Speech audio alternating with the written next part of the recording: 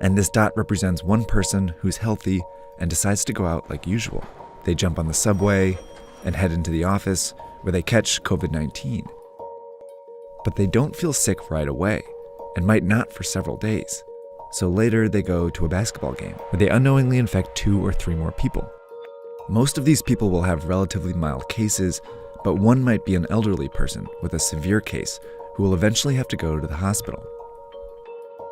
But these 3, who are all infected but don't feel sick, go out again, on the subway, into the office, and then out after work, infecting several more people, 20% of whom will need to go to the hospital. Over a short period of time, this process multiplies the number of people going to the hospital each day.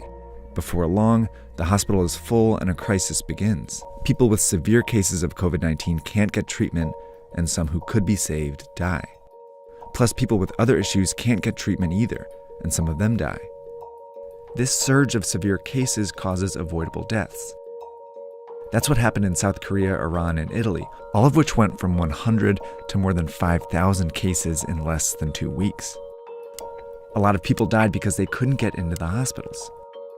This surge is made up of only severe cases, but it was generated by people who didn't feel sick, spreading the disease in public.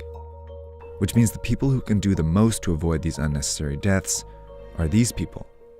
And that means all of us.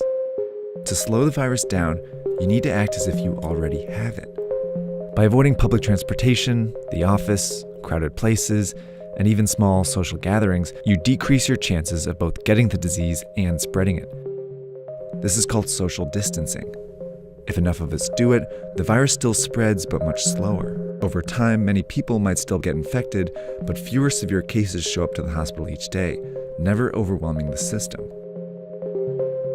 This trend line gets flatter. These people can all get treatment, and fewer people die because of it. These are the 2 ways the COVID-19 pandemic can play out. But this one only happens if everyone does their part. And it's why experts and officials are urging people to flatten the curve by social distancing and staying home as much as possible. It's also why in the US,